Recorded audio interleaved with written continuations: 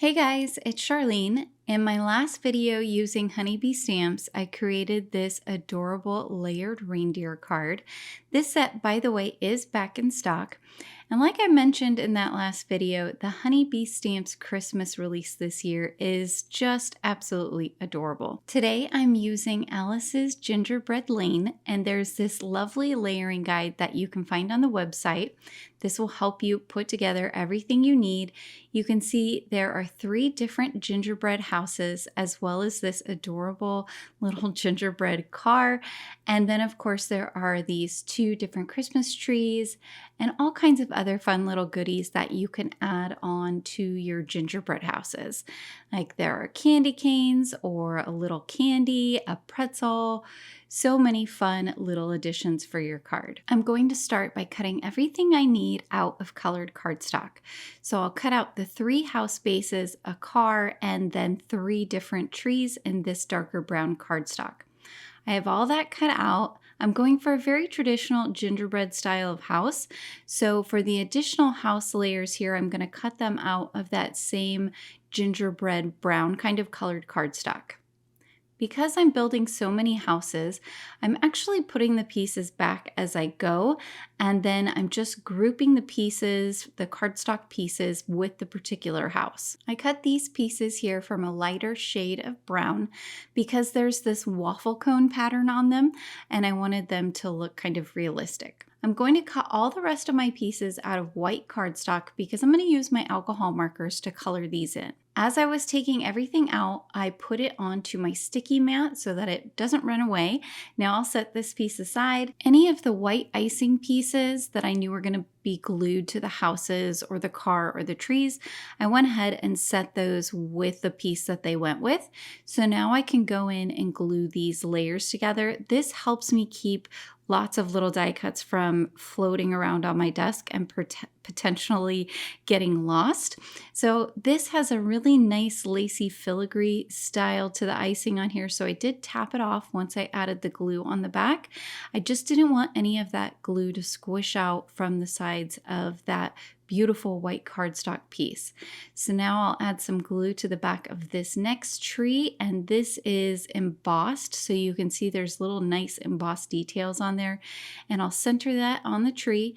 This third tree has kind of piped little icing, and then on the tree there are some embossed details on there that show you exactly where that's going to go. This also would look really cute if you did it in green cardstock and then added white icing. Again, I wanted to keep with that gingerbread theme, so I didn't do a lot of colors here except for with the additions that I'm going to add on to the gingerbread houses. So now I will take the icing layer that goes on top of that super cute waffle cone roof, and you can see where there is no details, you can see that's where the piece is going to go. Honeybee is really good about making it super easy to see where things should go, and I really appreciate that because it saves me time.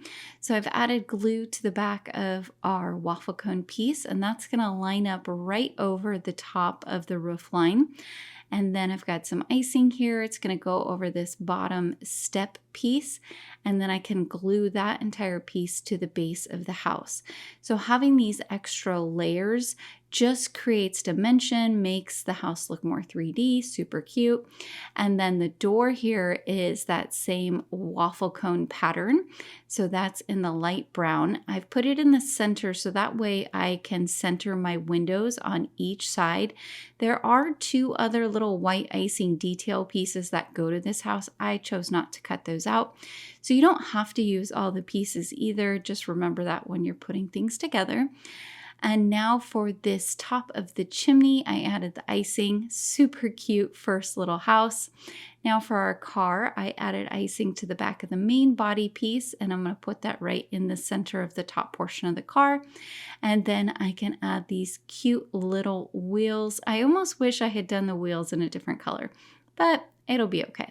So here is our second house. I'm just going to put this together in the same way that I did the first one, and you can see how cute that's looking. And then same thing for our third house. All those lovely icing details are on there now. So now we can work on coloring our little decorations that are going to go on there. For these candy canes, there is embossed details that I'm just coloring in with my red alcohol marker. This is Olo R1.5, and I'm going to do the same for that piece that goes over each of the two door arches on the houses. You'll see it'll make more sense once you see the whole piece put together. I'm going to color this entire front door red, just making sure to go around the edges. And then for these little circles here, I'm going to color them red as well. These go on kind of that icing detail. Our star, I'm going to color in Y2.2. This door is meant to be a chocolate bar, so I'm coming in with some 07.8. I ultimately do not end up using that. These little decorations here, I'm going to color 3 of them in G1.5 and then 3 of them in that same red.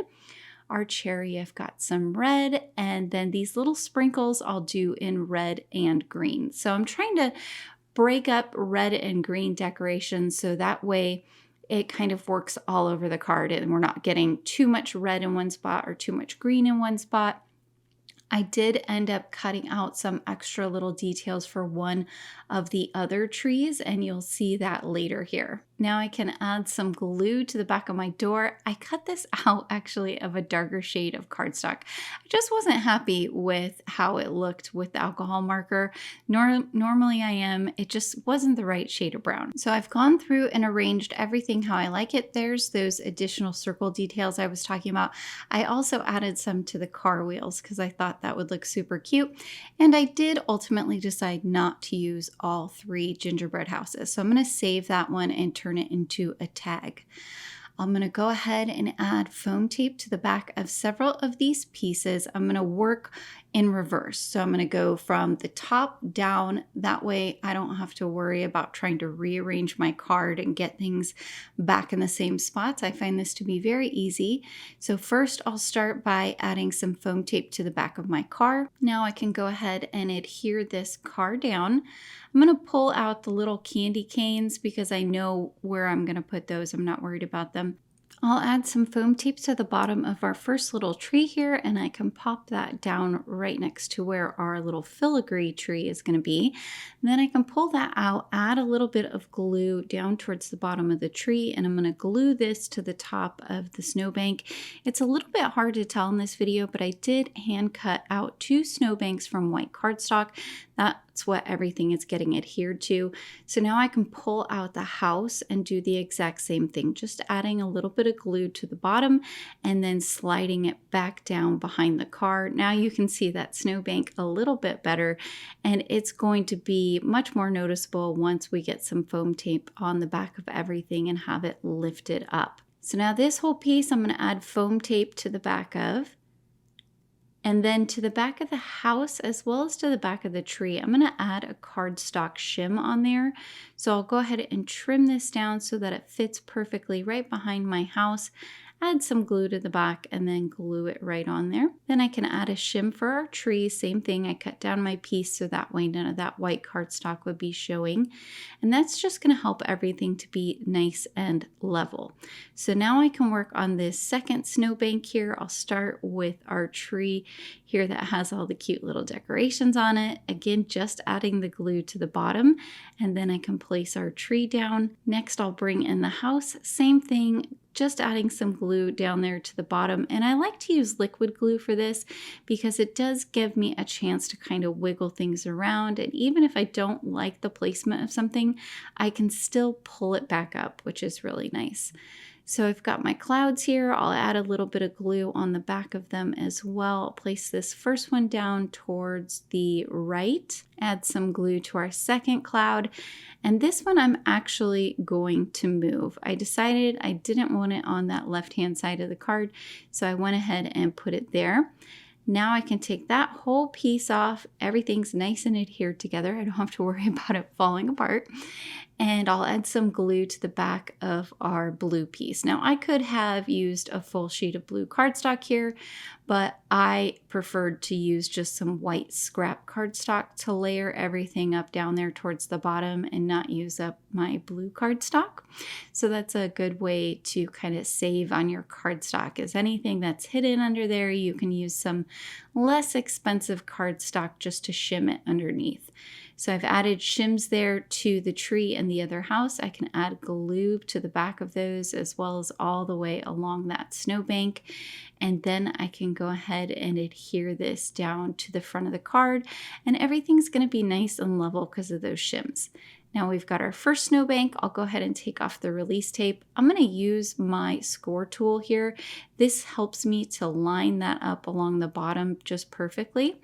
And then I'll add some glue to the back of our candy canes, and I can slide these in where I want them to go. This one I'm going to kind of tuck underneath that right-hand side of the card, and I'm going to make it so that just a little bit of the bottom shows as well. These are kind of like end caps to the card. I feel like they create the scene and sort of hold the scene in. I don't know if that makes any sense or not, but that's kind of how I felt when I was putting the card together. So now I have cut out a third cloud. I decided it wasn't balanced, something fell off to me, and I thought it would work better with 3. For my sentiment, I'm going to use this Sprinkled with Joy stamps and dies. I have this one here that says, "Hope your holidays are sprinkled with joy."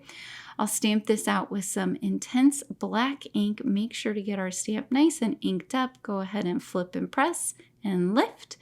And then I will do a second stamping just to darken up that ink, and oh, it looks so cute. Cut it out with the coordinating die as well. I did cut 2 extra off camera and glue those back behind there, just to give our sentiment a little bit of dimension. I didn't want to try and put foam tape back behind there, but I did want it to be raised off the card just slightly. And I'm going to tuck this down towards the bottom so that it's in between the car and the tree. You can see there's kind of this balance and movement to the car that draws your eye down there to the sentiment. Last but not least, I'm going to add some Twinkle Stickles here and there on different areas of the card to give it a little bit of sparkle and shine. It's always hard to know when you've put enough stickles, so I'm going to walk away and let this dry now. Here is our finished card. Look at that pretty glittery goodness from the stickles, and it looks like real gingerbread. Super, super cute. I did do a 5x7 card this time, which was a lot of fun. I don't do a lot of those. And then our other gingerbread house here, you can see I sprayed with some glitter spray. Super, super fun. All right, guys, I hope that you picked up some tips and tricks today. Please be sure to like and subscribe, as well as hit that notification bell so that I can continue to bring you more crafty content in the future. Until next time, happy crafting.